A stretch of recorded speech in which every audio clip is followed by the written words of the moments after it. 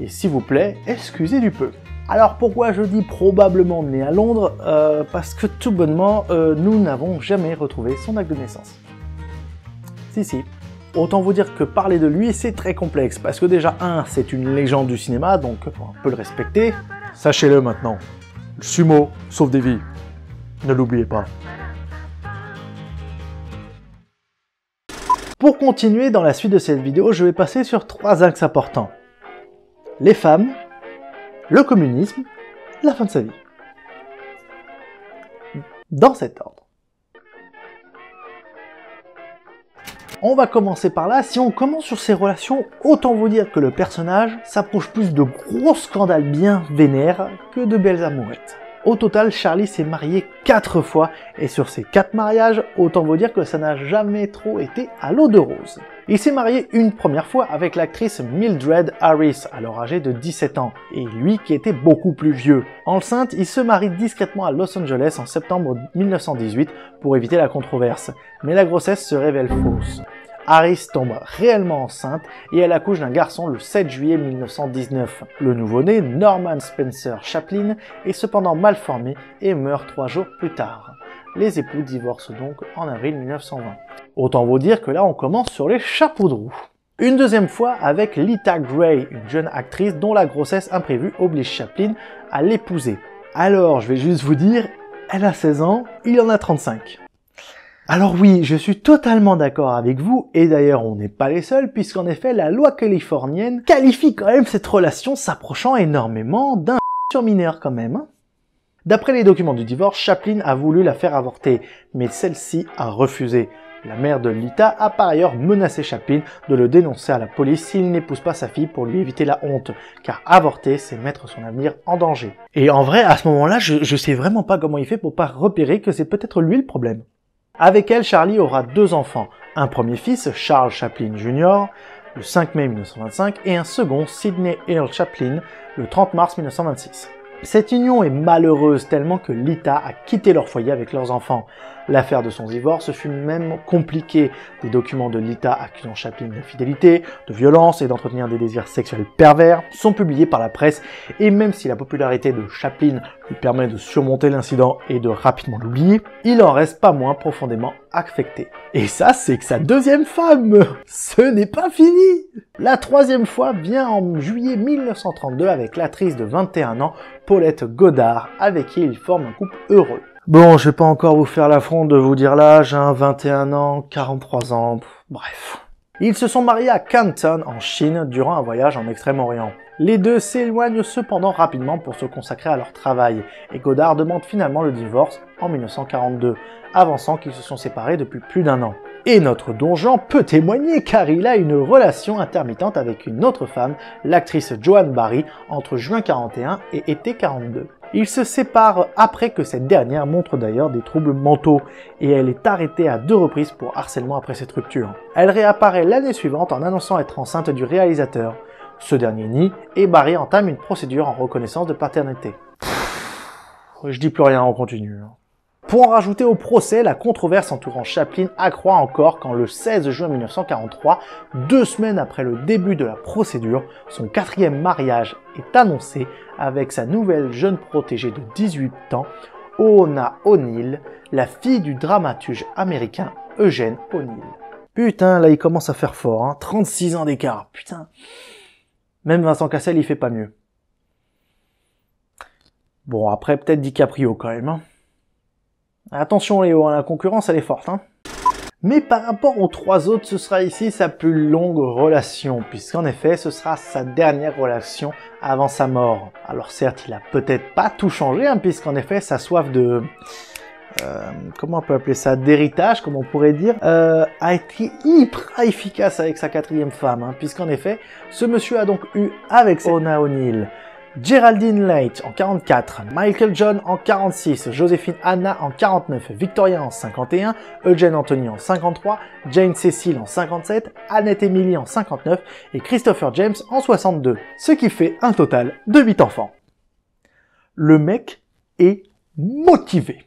Et donc si on fait tout le calcul de tout ce qui s'est passé, il a donc eu 4 femmes et plus d'une dizaine d'enfants. Ça fait beaucoup là, non? Mais vous savez, avec toutes ces aventures un petit peu rocambolesques, il faut savoir qu'il y a aussi une autre relation qu'il avait très bien aimée, sa relation avec les États-Unis et notamment avec le FBI.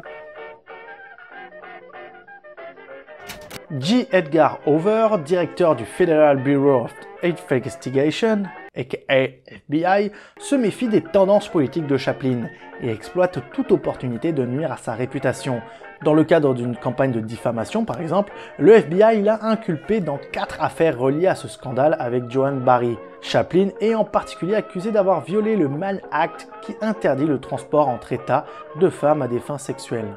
Les bras m'en tombent. Bien évidemment, les preuves pour 3 motifs d'accusation se révèlent insuffisantes pour aller jusqu'au procès, et Chaplin est acquitté en mars 1944. Il est certes acquitté, mais l'affaire fait fréquemment la une des journaux, et un d'eux qualifie même cette affaire de plus grand scandale de relations publiques depuis le procès pour meurtre de Roscoe Asbuckley en 21. Et vous pensez que Chaplin y va être discret? Vous ne connaissez pas assez Charlot. En avril 1947 sort son film Monsieur Verdoux. Et là, je dois avouer, je pense qu'elles sont tombées par terre à ce moment-là, réellement. Pour ceux qui n'ont pas suivi leur cours d'histoire géo, d'ailleurs honte à vous, avec la World War II, les USA et l'URSS ont une sorte de jeu de qui a le plus gros fil d'Aligo et qui va arriver à ancrer sa vision politique dans toute l'Europe. Ce qui amène une guerre entre la politique américaine, le capitalisme, et la politique soviétique, à savoir le communisme. Dans le pays de l'oncle Sam, cette guerre est même menée aussi bien à l'extérieur mais aussi à l'intérieur, qu'on appellera d'ailleurs la peur rouge. Et notre funambule, durant cette époque, décide de sortir le film Monsieur Verdoux, qui est un film qui critique le capitalisme. Non mais quand même, là il y a être sado et être je suis suicidaire, là il vous... Des couilles, il a des couilles ce type, il a des couilles. Même si Charlie se dit profondément pacifique, le FBI le considère avec ce film comme dangereusement progressiste et amoral, et est déterminé à lui faire quitter le pays, et ils ne sont pas d'ailleurs les seuls. Alors que ses actions sont largement relayées dans la presse et que la guerre gagne en intensité, sa non-acquisition de la citoyenneté américaine est critiquée et certains demandent son expulsion. On en arrive à un stade où on essaye de le boycotter, voire même de dire que ses films nuisent aux yeux de la jeunesse américaine. Même si Chaplin reste poétiquement actif dans les années à venir, les films suivants en sont dépourvus. Son prochain succès arrivera quelques temps plus tard, à savoir Les Feux de la Rampe. Cette œuvre est largement autobiographique et fait référence à l'enfance de Chaplin, à la vie de ses parents et à sa perte de popularité aux États-Unis. Charlie décide d'organiser la première mondiale des Feux de la Rampe à Londres, où se déroule l'action du film. Quittant LA, il indique qu'il s'attend à ne jamais pouvoir revenir chassé par les USA. À New York, il embarque avec sa famille à bord d'un bateau le 8 septembre 1952. Et le gouvernement n'a pas attendu car le lendemain, le procureur général des États-Unis, à savoir James McGranary, révoque le visa de Chaplin et déclare qu'il doit se soumettre à un entretien sur ses opinions politiques et sa moralité pour pouvoir revenir sur le territoire. Mais même si le FBI pense avoir un dossier solide, beaucoup pensent qu'il aurait pu aisément revenir sans problème et même obtenir un visa car le dossier n'est que baliverne. Mais cela n'arrivera pas car Chaplin décide de rompre tous ses liens avec les USA. Il dira d'ailleurs que je revienne ou non dans ce triste pays avait peu d'importance pour moi. J'aurais voulu leur dire que plus tôt je serais débarrassé de cette atmosphère haineuse, mieux je serais, que j'étais fatigué des insultes et de l'arrogance morale de l'Amérique. Et comme prévu, son film est bien accueilli en Europe, mais largement boycotté aux États-Unis. Par la suite, Charlie Chaplin et sa famille viendront s'installer en Suisse, dans la commune de Corzay-sur-Vevey. Après avoir réglé tous ses liens avec le pays de l'oncle Sam, Chaplin reste une figure controversée tout au long des années 50, en particulier après avoir reçu le prix international de la paix décerné par le Conseil mondial de la paix d'obédience communiste et en raison de ses rencontres avec le chinois Zhou Enlai et le soviétique Nikita Khrouchtchev. Non mais aussi il le fait exprès lui. Il enchaîne quelques films mais sans réel succès. À partir du milieu des années 50, il se concentre donc sur la resonorisation et la réédition de ses anciens films, ainsi que sur la protection de ses droits d'auteur. Petit point qui m'a fait rire, mais dans les années 60-70, l'atmosphère politique commence à évoluer et l'attention du public américain commence à retourner à nouveau vers les films de Chaplin, jusqu'à un point où ils essayent de se faire pardonner de leurs actes. En effet, il reçoit un doctorat honorifique en lettres des universités d'Oxford et de Durham. Le Plaza Theatre de New York commence une rétrospective de ses films, dont Monsieur Verdoux et Les Feux de la Rampe, s'il vous plaît. La publication de ses mémoires Histoire de ma vie connaît un succès mondial. Même le New York Times, s'il vous plaît, publie un éditorial indiquant que nous ne pensons pas que la République serait en danger si l'inoublié petit Charlot d'hier était autorisé à se promener sur la passerelle d'un navire ou d'un avion dans un port américain. Ah, les Américains. Ils te démolissent à coups de dents et ensuite ils viennent pardonner. C'est vraiment... Peu après la publication de ses mémoires, Chaplin commence à travailler sur La Comtesse de Hong Kong, sortie en 1967, qui est une comédie romantique basée sur un scénario qu'il a écrit dans les années 30 pour Paulette Goddard. Malheureusement, le film reçoit des critiques négatives et à sa sortie en 67, c'est un échec commercial. Chaplin est profondément affecté par ce revers et ce film sera donc le dernier qu'il aura réalisé. Et en plus de ce coup d'état, il est victime de plusieurs AVC mineurs à la fin des années 50 et cela marque le début d'un long déclin de sa santé. Avant d'arriver aux années 70 et à sa chute, il faut savoir que au tout début de ces années-là, énormément de prix lui seront décernés.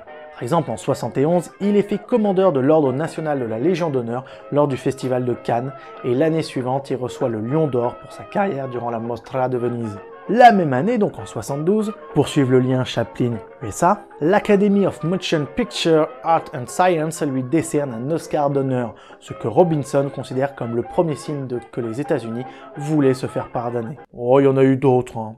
Chaplin hésite à l'accepter, puis décide de se rendre donc à LA pour la première fois en 20 ans. La visite est l'objet d'une large couverture médiatique et lors de sa remise de la récompense, il reçoit une ovation de plus de 12 minutes, la plus longue de toute l'histoire des Oscars. Visiblement ému, Chaplin accepte la statuette rendant hommage à l'effet incalculable qu'il a eu en faisant des films de cinéma la forme d'art de ce siècle. En plus de cet Oscar, en 75, la reine Elisabeth II le fait chevalier, honorant encore une fois toute sa carrière. Durant l'année 77, la santé de Chaplin s'est détériorée et meurt d'un dernier AVC dans son sommeil le matin du 25 décembre 77, à l'âge de 88 ans. Mais si vous croyez que sa vie est terminée à ce moment-là, détrompez-vous. Et je ne parle pas forcément de tous ses univers, de ses films, etc. Je vous parle bien de son corps lui-même. En effet, le 1er mars 1978, son cercueil est exhumé et volé par deux hommes. Leur but était d'extorquer une rançon afin de pouvoir ouvrir plus tard un garage automobile.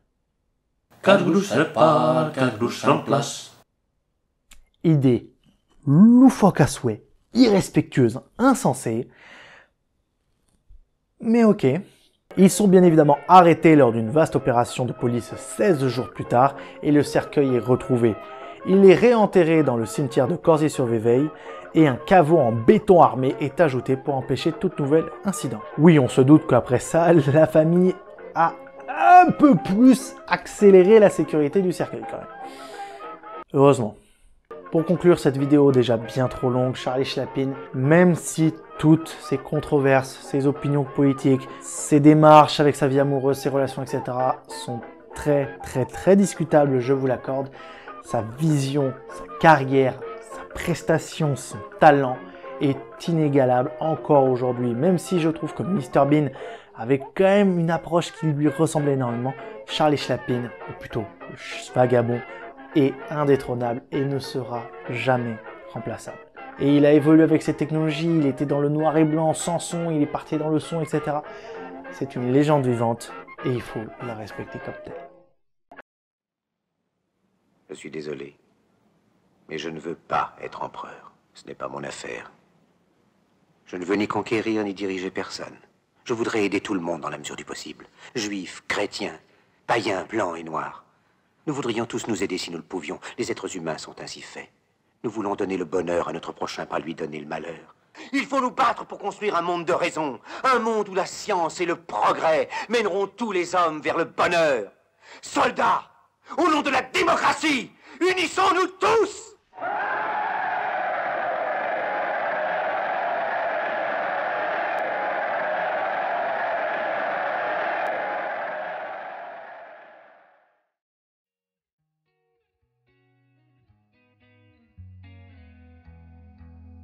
Voilà, c'est la fin de la vidéo. Merci à tous de l'avoir suivi jusqu'au bout. Si vous avez suivi et que vous êtes encore là aujourd'hui, n'hésitez pas à mettre vagabond en commentaire. J'hésiterai pas à vous répondre, vous remercier du soutien. Si vous avez aimé, n'hésitez pas à mettre un pouce bleu, c'est toujours important de voir votre soutien. N'hésitez pas, si vous n'êtes toujours pas abonné, à le faire et à mettre la cloche en plus pour ne pas oublier de recevoir les notifications. Et n'hésitez pas à me retrouver sur tous mes réseaux sociaux, que ce soit Instagram, TikTok et Twitter. Et n'hésitez pas à me partager sur les réseaux sociaux également la vidéo pour montrer votre talent et amener encore plus de gens, qu'on soit une plus grande communauté, qu'on amène encore plus de monde. N'hésitez pas à faire ça d'ailleurs. Et merci encore d'avoir regardé la vidéo. C'était Yota en direct de la toile. Et à bientôt sur ma chaîne YouTube. Ciao!